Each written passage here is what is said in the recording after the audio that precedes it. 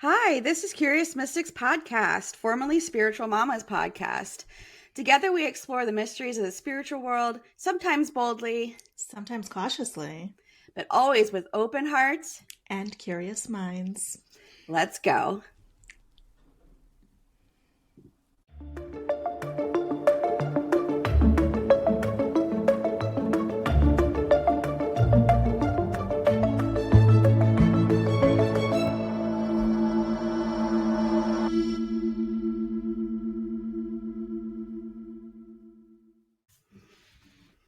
Hello. Hi. I'm Aericka. And I'm Kim. Welcome back. Thanks for being here with us. So, how are we doing this morning? This morning is a struggle. Yeah. I was telling you before we got on that I had one of those mornings where I woke up in a panic, not knowing what time it was and if I was late, and it kind of just stumbled from there. I am redirecting myself at this point, so I am ready to tackle the day. It will not continue the way that it started. Yeah. And I had a bad night, and like I was talking to you about last night, so we Palo Santo'd. We're taking our deep breaths. We're clearing that energy. We had our bitch fest this morning, so good to go. Let it out and turn it around. Yeah, exactly. So, is it still eclipse? I don't know how long eclipse energy lasts, but the eclipse happened this past week at the time of recording. Thursday night into Friday morning, and it is now Tuesday. So I don't know if it's still that energy still around, but we are officially in retrograde season. Mercury's in retrograde, Venus is in retrograde. So that was really rude. Like, you can't go eclipse then retrograde. That's really rude. Yeah. I mean, I've been having weird dreams, and I should have been writing these down, but they haven't. They've been weird and very stressful, which I don't really know why, because I mean, last night I know why, but like previous to that, I don't know why I was having stressful dreams, because I'm not stressed. So you should write them down. I know, but I can't remember them. But I should have written them down at the time of waking, and I did not. But they were all distressing. I woke up like a hot mess each time. You know, there's oftentimes that we have this feeling or idea that if we're having a stressful dream, it's because we're stressed, or something in our subconscious is trying to tell us that, you know, there's something we need to be concerned about. But I also think that sometimes we have stressful dreams when it's not always, but sometimes it's just like a warning or a message that, hey, something is going to happen and you should just be ready for that. So it may not be something that is currently going on for you, but something that might be coming up, or something that you might need to be ready for. Yeah, and like we talked in the dream episode, like when I've had these dreams before and then gone back, and it actually, they were super distressful, but they ended up not being, like the message was way different. Right. So yeah, I know I should have had my dream journal next to me, but well, at this point you can maybe try and keep track a little bit more. So today we're going to jump into the universal laws. Okay. There are 12 universal laws. Now, this is not like these are the only 12 universal laws there are, and that's it. There are no others. But from a spiritual perspective, these laws are understood to be universal in many contexts. So we'll just jump into them a little bit. Yeah, I don't think I knew about these, because I think when you brought it up, I was like, okay. But maybe I do. I just didn't realize what they were. So yes, when we start to get into it, you're going to be like, oh yeah, I know that. Oh yeah, I know that. Oh yeah, I know that. We often hear of them, some of them individually, and don't realize that they are part of a group. So in doing the research, the first thing that I was looking for is like, where did they even come from? Who discovered them? Who decided that these were the universal laws, and put them all together? And the answer to that is no one. Okay. There is no like origin of like, this person decided that these laws all made sense. But what has been found is that each one of these have been recognized in some fashion from some sort of organization, culture, people, and recognize that they apply across the board. So over time, they've kind of been put together. So the first one is the Law of Divine Oneness.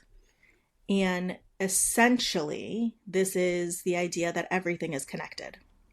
Okay. So on a very basic level, that is, I mean, pretty straightforward. What you start to see when you go into it a little bit deeper is that this applies to thoughts being connected, experiences being connected, people, lifetimes, all being connected and having an impact on one another.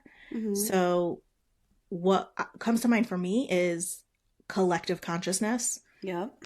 We've talked about that before, and that's pretty well understood that there is this collective consciousness.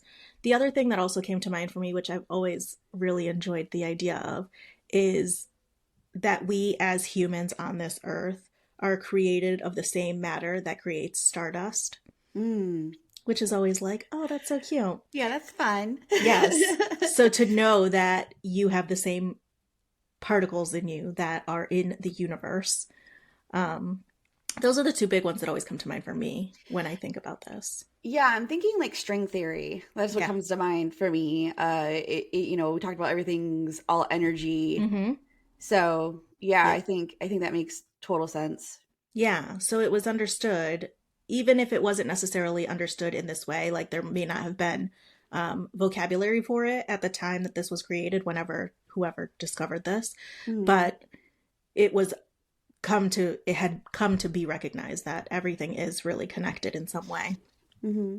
So not just understanding that, but then thinking, well, what do I do with that information? How do I incorporate this in my day-to-day life? Mm-hmm. And one of the things that is often pressed is to be compassionate and kind in your motives to yourself and others, because everything is connected. So you may not understand where someone's coming from or why this situation happened or what this means, where you're going in this direction. But if you can lead from a place of compassion, it helps to keep that connected energy. Yeah, no, I like that. And I think that's something really important to keep in mind, because I think that would change a lot of people's perspective on how they treat people on a day-to-day basis if they realize, okay, we're all connected. We're all made of the same stuff. We're all going through this life together. Yeah. One of the things that had come to mind for me when I was thinking about this is I am not a fan of like toxic positivity. Mm-hmm. So I was thinking about that in regards to this and being compassionate and how it is possible. And I try to strive for this, but I don't always do so well. Sometimes I let people walk all over me, but I try to strive for this. And like, I can be compassionate and also be firm with my boundaries. Right. I can be kind and understanding and also know that it's not acceptable for you to treat me any sort of way just because I'm being compassionate. Right. So that's something that I think is important to remember. It's not about just going out and letting any situation just happen to you or any person treat you any sort of way. To be compassionate and understanding that people can be going through it, and that doesn't give somebody the right to treat you like crap.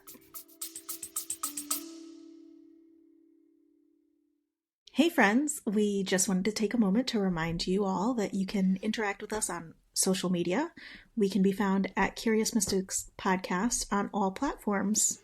And if you haven't already, please take a moment to like, subscribe, and share so that we can keep showing up for you guys with new weekly episodes and content. Thank you for hanging out with us so far, and stay curious.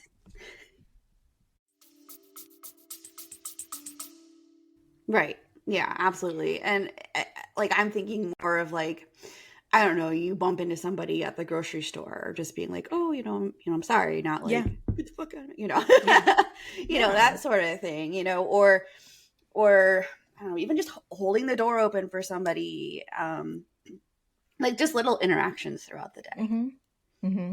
On a very like surface level, I think those are really good examples. And then if you take it even a step further than that, I don't know how much I want to say about this. I have had interactions with people close to me, in which I have allowed them to treat me certain ways that I would not have allowed had they been a stranger. Mm-hmm. But because they're people that I care about and I know the things that are going on in their life, I kind of use that as an excuse, and I shouldn't really. Right. One, because it's not fair to me, but two, they're not getting anything out of that either. They get to treat me however they treat me in that moment, and it doesn't help them in any way to do that. Right. Yeah. So, yeah. I can see that. Yeah. But so the law of divine oneness, everything is connected and leading with kindness or leading with compassion. The second law is the law of vibration. So we have talked about this. We had a whole series on it, but everything is in constant motion and vibration. It is understood that living beings, inanimate objects, thoughts, emotions, etc., everything vibrates to some extent. Yep. So this one I know that you've heard of, and probably a lot of people have heard of. And an ideal way to incorporate this is maybe to go back and listen to those episodes, because we have a lot of ways that you can incorporate this. Yeah, we went pretty in depth. So Yes. But the gist of it is to seek out those higher vibrational signatures to maintain a higher vibration yourself. And this is how you get things moving in your life. This is how you get to the goals you want to achieve. This is how you get to that connectedness that you're searching for. The third law is the law of correspondence. So this is an understanding that patterns repeat throughout the universe. This might be like the cycles of nature. Things come to life, things die, things cycle. This could be found in fashion trends. You can see this on that type of level where you see that. Remember when overalls came back into style a couple years ago? Well, they're back again. Yeah. Yes. And it was like when I was young, and I mean, I've always enjoyed overalls because they're comfy. But when I was young and wearing overalls, I was being made fun of for it. And now they're like back in style and everybody wants to wear overalls. I absolutely had a pair in college. Yeah. So you see that comes back around: birth, creation, life, use, all of that. So are they saying this is just a thing, or like this is something we should be aware of, or?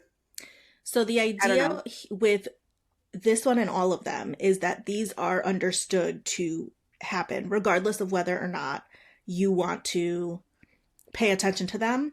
If you are paying attention to these universal laws, then you will find a better flow with achieving your goals, with maintaining connection, with, taking the steps you are looking to take or receiving the things you're looking to receive. So knowing that patterns repeat themselves, you can see this even in the idea that came to mind for me was like in work environments. I've always noticed that my work environment, wherever I was in the hierarchy of the job, is a microcosm of the larger organizational structure. So I was having a conversation the other day with somebody, and they were talking about how their colleagues, they are, let's say, we're going to put this in terms of retail. Let's say that they work at a retail store and they're like a cashier. Their colleagues on their level have been very petty, have been very gossipy, have been very judgmental. And what this person has found is that when they try to bring that up to the next level, to management, to the higher ups, it's the same thing. Yeah. And they, higher level, is also doing that, following what their higher level is. So you find that it just kind of falls into place where the things that you might be experiencing are being repeated as part of a larger structure in some way. Yep. Okay. When you're thinking about, well, what do I do with this? Now I have this information about, patterns repeating. How do I use that to my advantage? And this might be the time to take a certain situation into perspective, maybe during or after. If you can notice it before, if you know that it's coming because you know what the patterns are, then great. But if you're not aware of what the patterns are, then this would be the time to reflect on that. How can I learn from this situation? What can I do to improve this situation? How can I change it? What can I do? What is my role? And was this role formed because of everything else around me, or is this something that I can influence differently? Mm-hmm. Okay. Kind of like history repeats itself. Yeah, definitely. From a spiritual perspective, I've heard people say this and probably use it to some extent myself too, but when people are looking at as above, so below, this is the same type of structure where the patterns are going to organically come up. So the next law is the law of attraction. And I'm sure that, I think we've talked about this, but I'm sure that you've heard this in other areas of your life, is like attracts like. One of the things that I found interesting about this is that I've always heard people say like opposites attract. And while that is a saying and is true to some extent, generally what is found is that when opposites are attracting, it is short-lived and fizzles out pretty quickly. And in pretty big ways because of the opposition. It's like a fascination when opposites attract, because it's like what you're not. Yes. So you're like, oh, that's so interesting. I'm so drawn to that. But then you're like, well, it doesn't really last because you don't have everything in common. Yeah. So, yeah. Yeah. So ideally, your vibration is attracted to similar vibrations or to vibrations that are on a path of what you're searching for. Something that you believe in and are focused on.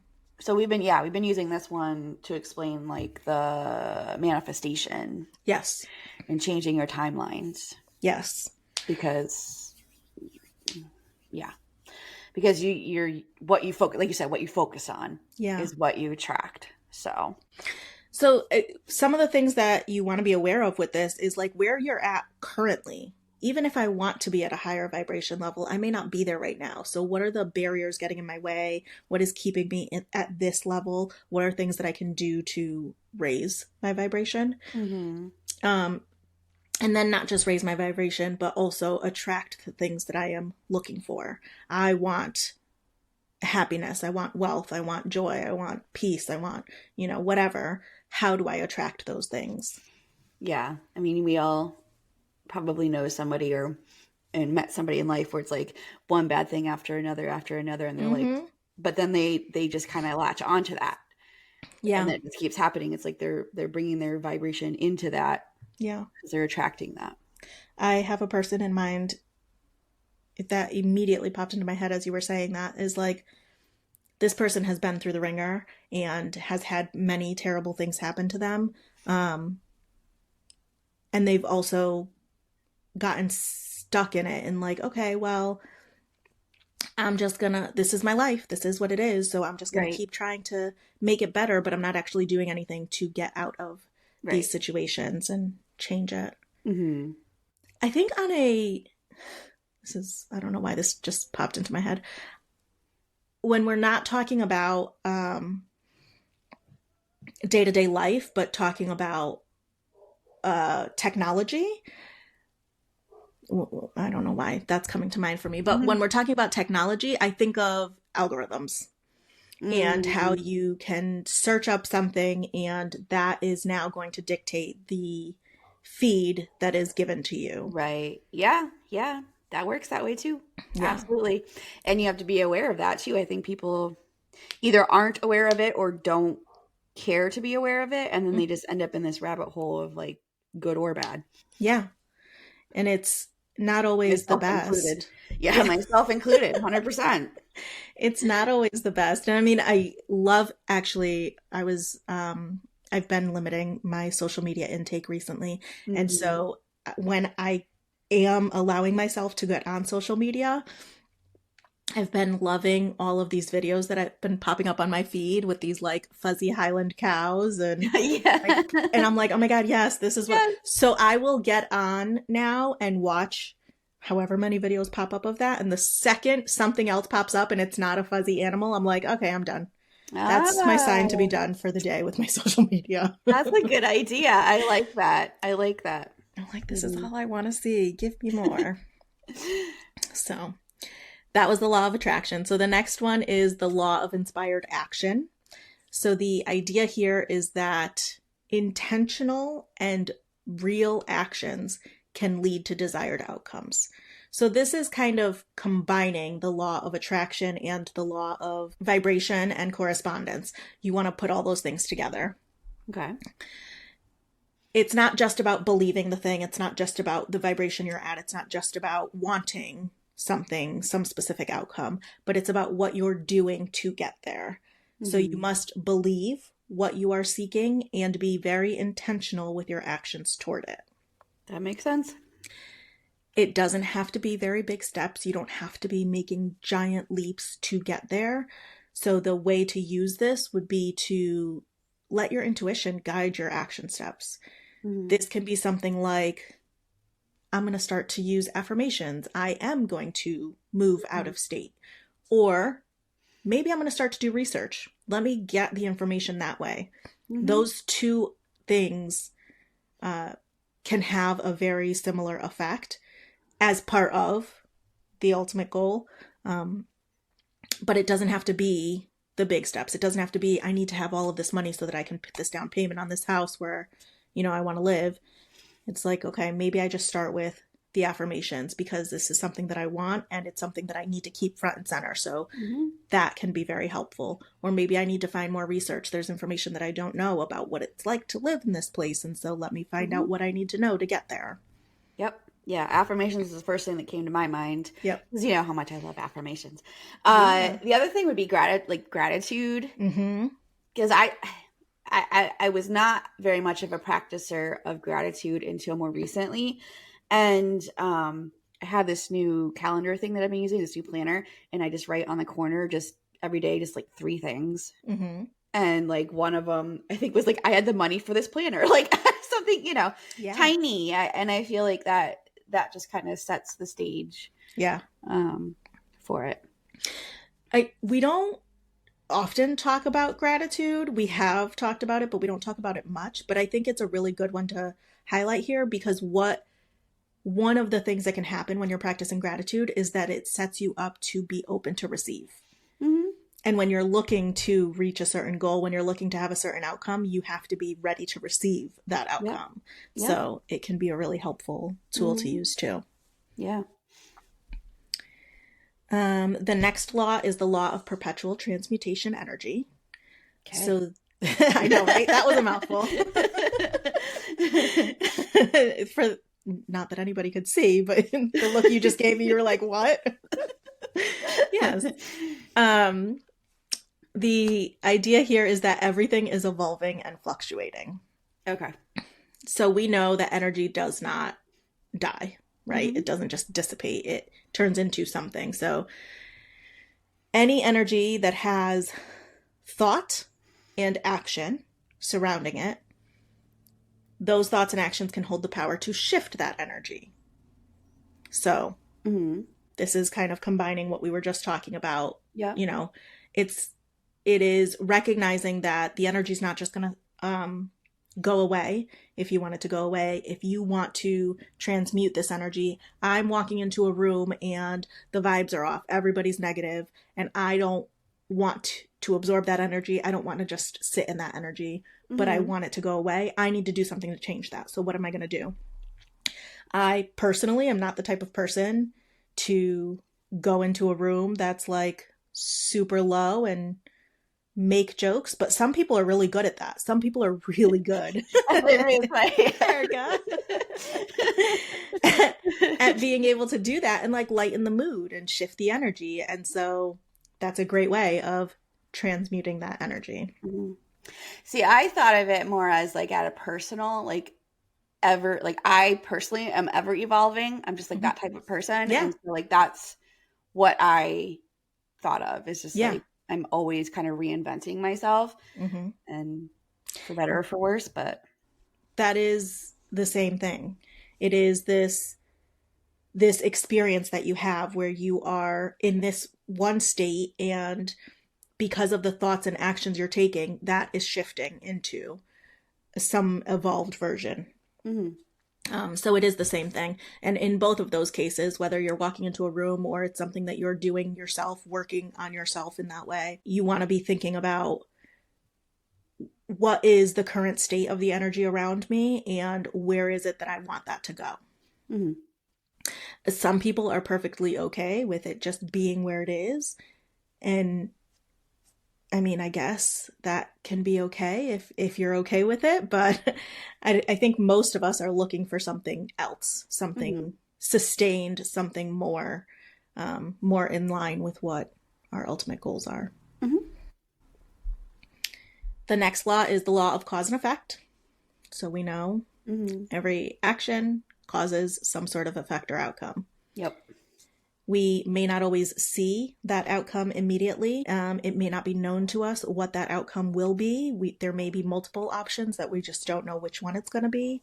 So despite trying to predict that, we're not always going to see it. I mean, the first thing that comes to mind for me with this is karma. We will see that come back around in some way. And, yeah. So something to just be mindful of is when you're taking steps, when you're engaging in any sort of interaction, connection, behavior, experience, being mindful of the fact that that can lead to an outcome. It's not that you necessarily need to be always overthinking what step am I going to take and what is that going to mean and where is that going to lead me, but just know that, yeah, something will happen. Yeah, absolutely. And, yeah, what that is. You can't just go through life thinking you're the only person you're affecting. Right. You know? Yeah. I mean, even people who tend to be more isolated or tend to withdraw from others have an effect on other people, even if it's to a lesser extent or in a different way or in a way that they're not aware of. It still happens. So just remembering that. We have a couple more. Okay, so the law of compensation is that you reap what you sow. There you go. The effort that you put forth is going to receive something in some way. If you are putting forth negativity, my body doesn't even want to say it. Like, what? Don't say I cannot be negative right now. It's because we Palo Santo. It's because I know. We cleansed our energy this morning. It's out.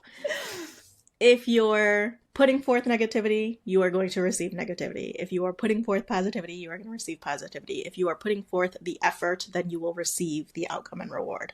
Yeah, if you're a lump on a log, you're just going to be a lump on the log. Yep, absolutely. And something to think about with this one is not just about how this is going to affect you, but if you want the people around you to receive that as well, be mindful of what you're putting out there. Absolutely. 100% on that one. Yeah, I mean, in this life, and as, you know, humans on this earth at this time, I believe we are meant to be connecting with one another. We are meant to be in community. We are meant to be sharing these experiences. So keep that in mind. You know, you want the best for you and those that you care about. Absolutely. The next one we've all heard of before, or at least I think so. We've talked about it on this podcast, but the law of relativity. So everything is in itself neutral, and we impose meaning on it based on our perspectives and our understanding. Okay. I like that one. We've talked about this in the sense that I think it was with the string theory. If something is happening, we are the ones who can see it. What was the thing that you said? I don't remember. Okay. And maybe I'll have to go back and listen to that episode again, because I remember this specifically. That these things, that these strings, these atoms, I don't know, exist because we see them. Oh, right. Yes. Is it interaction, the law of interaction or something like that, where, yeah, if the atoms or the little particles didn't move. Yes.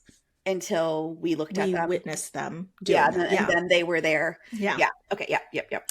So that is what this made me think of. Because we are assigning a meaning to that experience. When we are not experiencing it or assigning that meaning, does it mean that it's not happening? Who knows? But it is our understanding of it. It is our history. It is our thought process that we're bringing into Yeah. I can see how this goes 100 different ways in life. All your interactions, all your own thoughts, all your day-to-day happenings, you're constantly assigning meanings to those, and they're just happenings. Yeah. It's how you perceive them. Yeah. I try sometimes, especially in text, especially when I'm texting and especially when I know I'm in a bad mood, I will try to be as neutral as possible with what I'm receiving. So if I am in a bad mood and texting with someone, it's easy for me to say, oh, they meant it this way, or this is what they're thinking, or this is what's happening.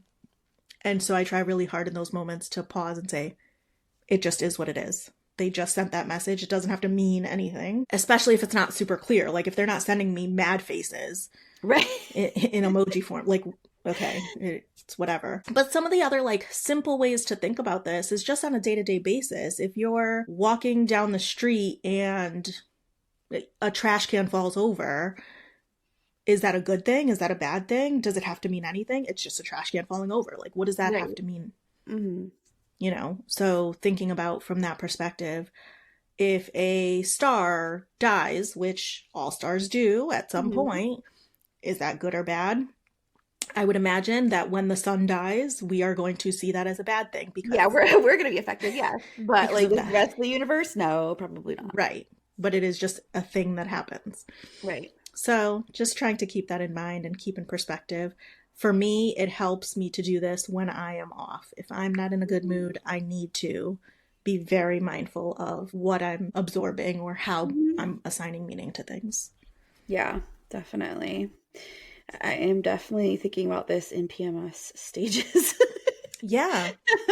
How I perceive life versus when I'm not PMSing is very different. A very different experience. Yes. And I mean, so people can have different experiences with PMS. For me, I often will go to like a shorter fuse. I'm not necessarily angry to start with, but I will have a shorter fuse to get there. Or I have low energy. And when I'm in those places, it's like, I don't want to. Yeah.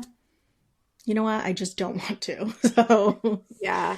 I either want to like kill people or cry. So yeah, where I'm at.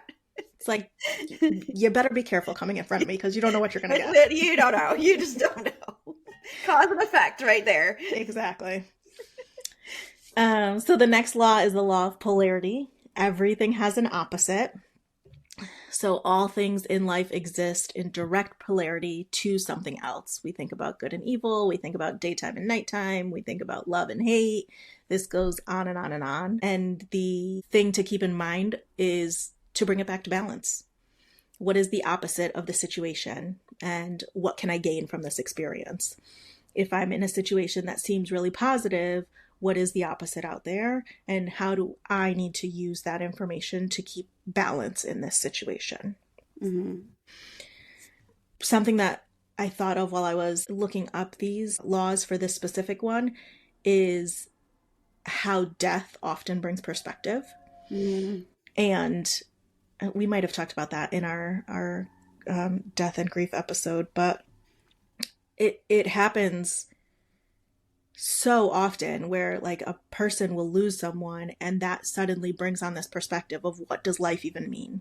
What is the meaning of it? What is it that I want to gain from this? What do I want to do with my time now? How do I want to love the people around me? How do I want to set boundaries with others? How do I want to live after that? Yeah. Well, when my grandmother recently was in hospice, I realized that I was exactly half her age. And I was like, well, when I hit 90 and then ready, to pass on, I want to be able to say the same thing that she did about her life. Like, I know she said she thought she had a really great life. And so like that made me start to think, what is my life? You know, like, where am I going? Like, when I'm 90, what am I going to think? So yeah, absolutely.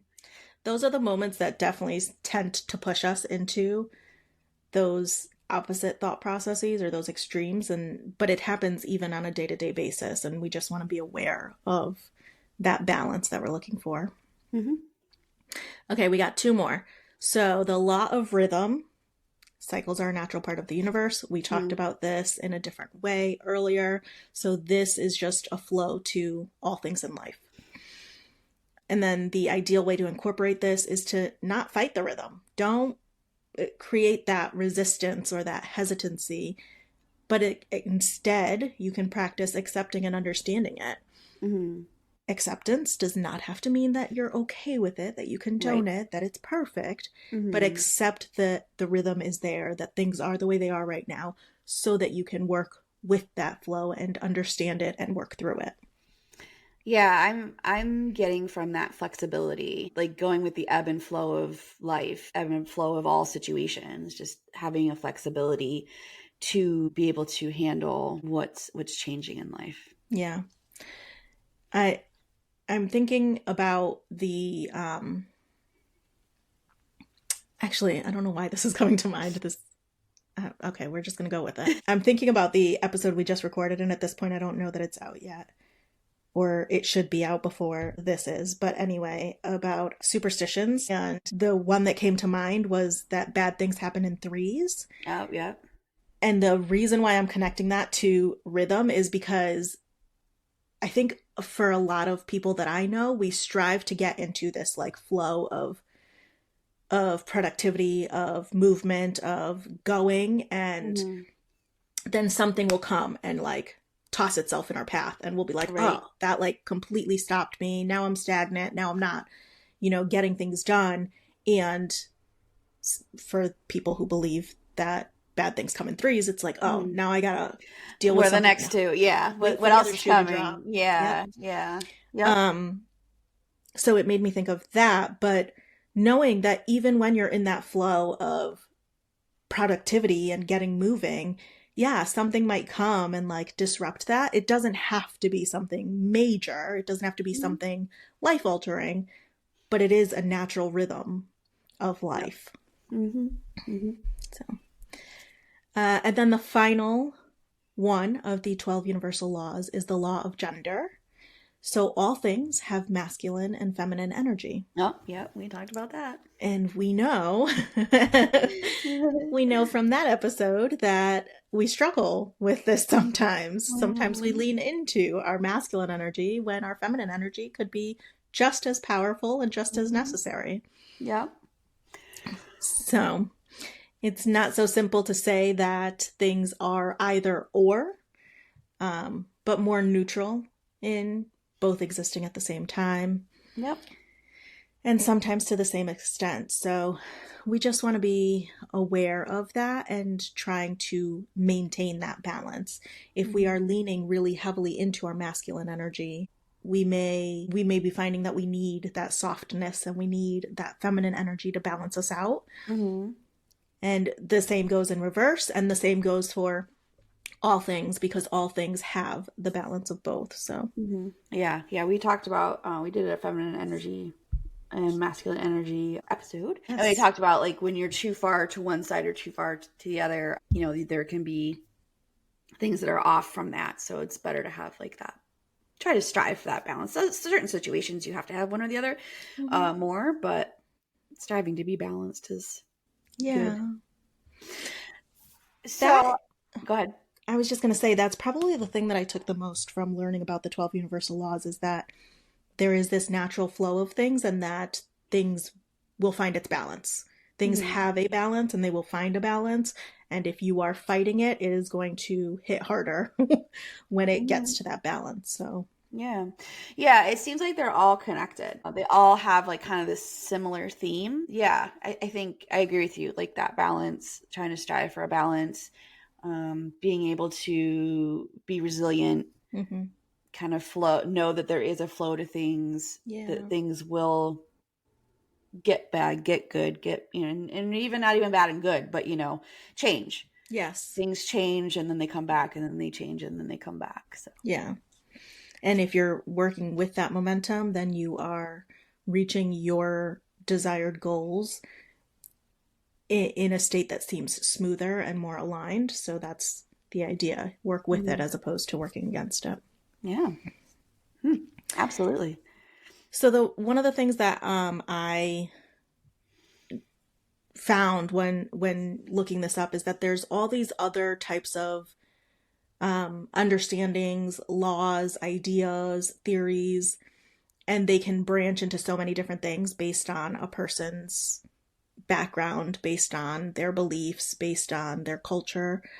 So I'd be interested to know if these 12 universal laws apply across the board, across cultures, across beliefs, or if Mm-hmm. they are not really regarded in certain circumstances, or if any of them are different, or if they have more or less, or Mm-hmm. anything like that. So, I'm curious to find out if people kind of realize that these things are happening kind of on a mm-hmm. day to day.